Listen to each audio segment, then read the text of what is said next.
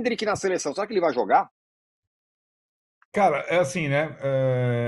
Desta vez, não é que o Endrick está indo ou convocado para ser reserva do Richarlison, do Gabriel Jesus, tal. Ele está indo com as mesmas condições de quem foi convocado para o ataque, né? O Brasil não tem um centroavante definido. O Diniz pode até jogar sem centroavante contra a Colômbia. Eu acho que ele pode ter chance de, se não iniciar, de participar um pouco, porque eu vejo agora, enfim, o Diniz estreando na seleção brasileira, fazendo uma convocação mais, digamos, autoral, mais de um time mais leve, um time mais jovem. Então, talvez ele tenha essa oportunidade. E assim, eu estou pegando muito também o que o Diniz deixou transparecer na entrevista coletiva dele quando ele fala sobre o Wendel. Eu acho que pode ser sim. Eu acho que ele não teria essa cautela do Abel Ferreira. Senão deixaria o Henry ser convocado para a seleção pré-olímpica, olímpica, sei lá o quê. Para treinar com os demais, com o Marcos Leonardo, com o John Kennedy. Eu acho que ele vai jogar, Tironi. Não sei se começar jogando, mas acho que ele vai entrar. Você acha, Mili? Eu acho também que ele vai entrar. Eu acho, quando o Diniz chegou na seleção, o Diniz estava muito empolgado, eu acho, em treinar o Neymar. Tipo, me dá aqui essa joia rara e eu vou fazer ele voltar a jogar bola, alguma coisa assim. E eu acho que com o Endrick, o Diniz pensa mais ou menos a mesma coisa, sabe? Me dá aqui esse cara e deixa eu ver como ele vai atuar nesse ataque do Real Madrid, né? É o ataque dos sonhos. Vini, Rodrigo e É. Endrick. Então, acho que ele joga sim. Já agora contra a O Colômbia. que você acha, Júlio? Acho muito difícil ser titular, concordo com a leitura do Arnaldo, acho que pode jogar sim, mas quem vai jogar contra a Colômbia, Rafinha, Rodrigo e Vinícius Júnior. Aí a questão é, se o Rafinha virou intocável. A comissão técnica amou o trabalho do Rafinha e do Rodrigo nos jogos em que eles estiveram lá, e do Vinícius Júnior Mas nem daí um tanto, a mais mas... no meio, né, Júlio? Aí ele põe um a Então, mais no meio. aí, exatamente. Então, assim, a alternativa a não ter o atacante, que era o Richarlison, depois na cabeça da comissão técnica é o Gabriel Jesus. O Gabriel Jesus chegou machucado. Então vamos ver se dá para jogar o Gabriel Jesus contra a Argentina. A alternativa não é botar o Endrick no momento. A alternativa é botar o meio de campo mais forte. O André vai jogar, não vai jogar o Casemiro, vai jogar o André. Eu tenho dúvidas se ele vai jogar com uma linha de 4 atrás, convocou só 3 laterais, não sei. Então talvez possam ter um lateral e mais 2 zagueiros, e um meio de campo com mais gente ainda, e os 3 caras na frente. Eu acho que a gente vai ter uma... não é informação, tá? É opinião, estou tentando apurar, mas eu acho que a gente vai ter alguma coisa bem diferente aí nesse jogo contra a Colômbia, e isso implica em não ter um centroavante, em ter Rafinha, Rodrigo e Vinícius. Muito bem. Estamos chegando ao fim, mas vamos passar ainda pelos outros dois temas das manchetes. Primeiro, esse calor infernal, Mili, fez o Casagrande escrever sobre essa questão climática. Daqui a pouco não vai dar mais para ter jogo 4 da tarde, 3 da tarde, 11 da manhã, porque se continuar desse jeito, ninguém aguenta. Então, a gente já está dentro de um filme de ficção científica, né? Em que a gente ouve noticiário para saber qual vai ser a temperatura, que horas que a gente pode sair de casa, tomem muita água, a Defesa Civil manda informações. Mas a Terra sempre esquentou. Sim, mas é a primeira vez que esse aquecimento é causado pela ação do homem. Então não resta dúvidas disso. A gente não sabe onde isso vai dar.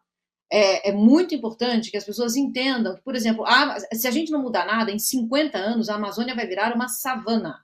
São dados. Em 50 anos, a Amazônia virará uma savana. A menos que a gente interrompa essa fase predatória do capitalismo neoliberal, talvez não haja mais futebol. É essa a gravidade da coisa. Então a gente precisa entender que não é do nada que está acontecendo isso. Não é o acaso, não é Deus, não é São Pedro. Chama-se capitalismo. É o capitalismo que está fazendo isso com as nossas vidas. E vai sim chegar ao futebol. Já chegou ao futebol. Então é preciso que a gente olhe para o que está acontecendo. Estude, vá se informar e tome as ações necessárias. Esse sistema econômico acabou, morreu. E o que a gente está sentindo é o cheiro da morte que ele está jogando sobre as nossas vidas, sobre todos os seres, gente. É o que está acontecendo. Chegou no futebol. É nesse ponto que a gente está. Muito bom. Só vou dar uma Lembrando, informação né, aqui Tironi, sobre que como... Fala. nesse final de semana específico da onda de calor insuportável, as meninas de Corinthians e Palmeiras jogaram às 11 horas da manhã no domingo e estava Exatamente. insuportável de tarde. Imagina as meninas jogando às 11 horas da manhã até 1 da tarde lá na Neoquímica Arena. É uma coisa desumana. A final vai ser que horas, hein? Aliás, A final do feminina, Paulista. 16 Do horas, Paulista. horário da TV aberta, aquele horário global. Domingo. Nesse aspecto, só um parênteses. Domingo não deve estar o próximo tão quente como o passado, graças É a verdade. Deus, em São Paulo. Isso mesmo. Agora, e também acho interessante nesse aspecto, quando tem a data FIFA e não tem futebol masculino de destaque, acho muito correto marcar os grandes jogos do feminino para os horários de TV aberta e passar na TV aberta 16 horas o jogo da TV. Demais, vai ter São Paulo e Corinthians domingo, pô. E Sim. é isso que chamou. E foi feito nos outros finais de semana de data FIFA. Eu acho isso uma bola dentro. Bola dentro. Sim, total. Boa, também. Data FIFA para o futebol masculino, coloca o futebol feminino nas janelas de TV de exposição. Ontem, a segunda noite, o jogo do brasileiro normalmente não tinha, foi Santos e São Paulo no Sport TV, por exemplo. Um monte de gente viu.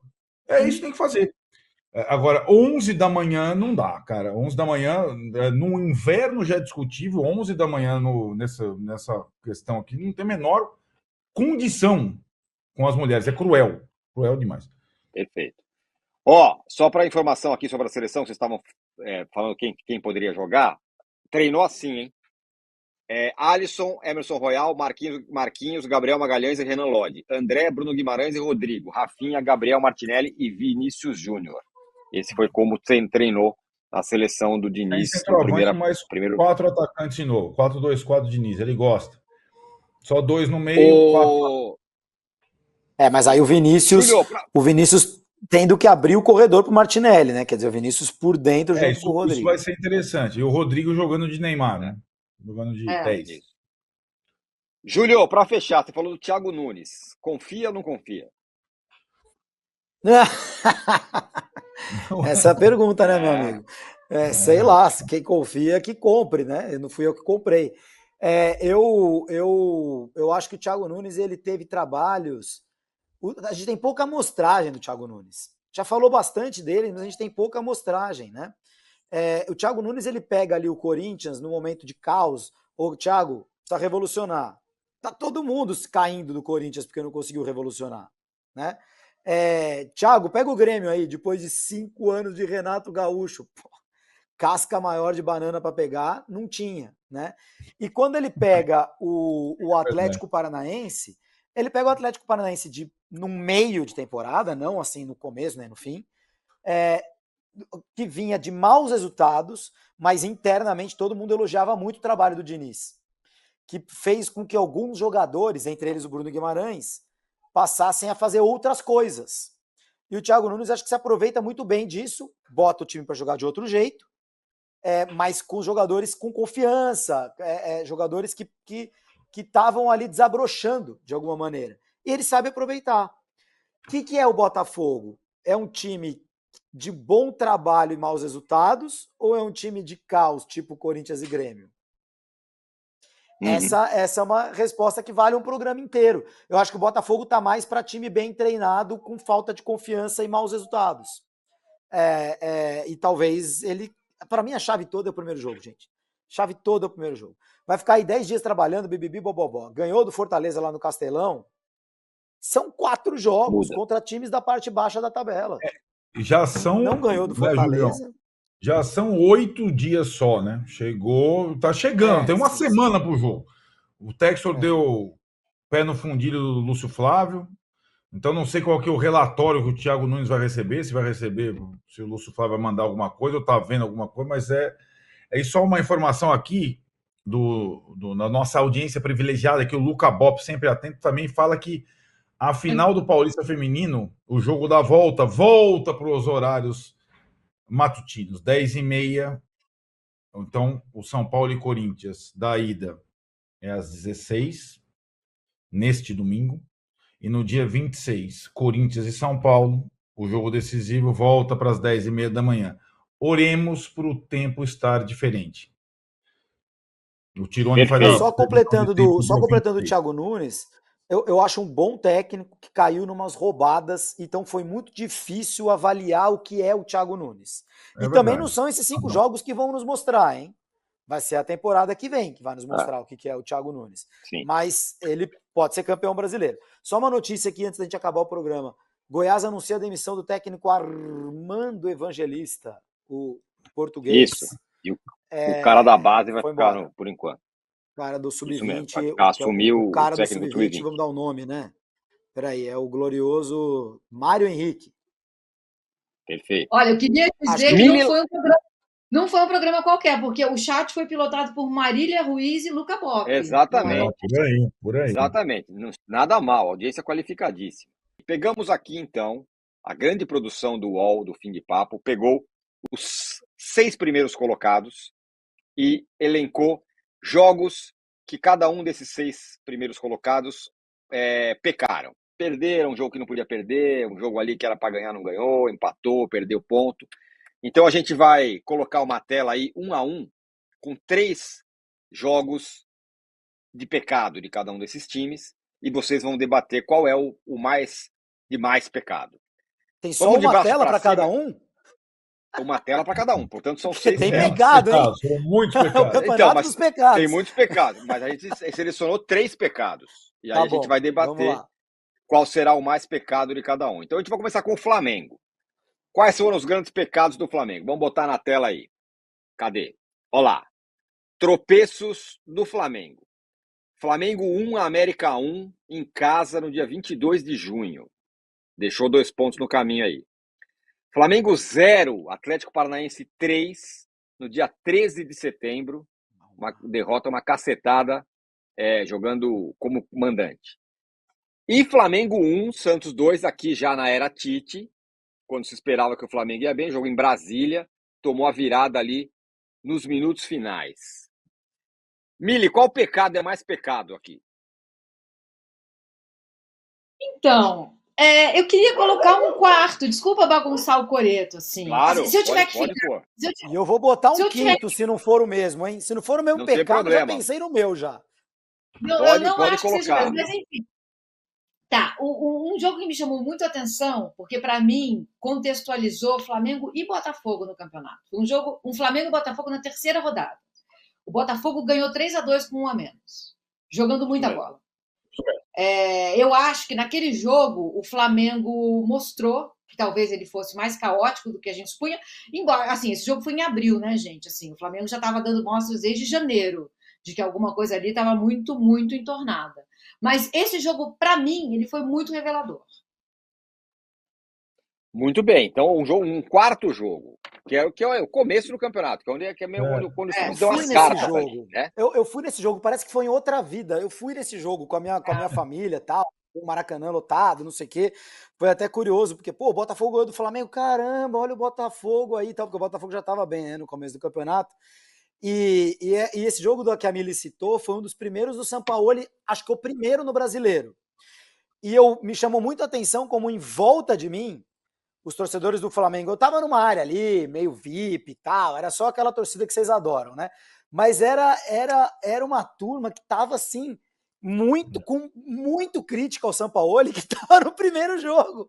E os caras estavam lá, escalou 3 zagueiros aí, não sei o que lá. E os caras, eu olhei em volta e falei, caramba, o cara não vai ter vida fácil, acabou de começar. É interessante esse jogo citado pela Mili, nem lembrava dele.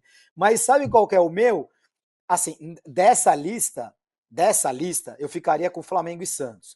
Porque já é um jogo bem mais recente, todo mundo bobeou no campeonato, e esse Flamengo e Santos já foi agora, com o Tite. O Flamengo já tinha vencido 2 jogos, já tinha quase vencido o Grêmio. Você não pode perder para o Santos da maneira como o Flamengo perdeu. Acho que nessa reta final, acho que os pecados são maiores, mas tem um jogo que nem é um pecado do Flamengo, mas 29 de julho, fui buscar aqui, 29 de julho Atlético Mineiro 1, Flamengo 2. É um jogo que o Flamengo ganhou, mas é o jogo do sopapo do preparador físico no Pedro.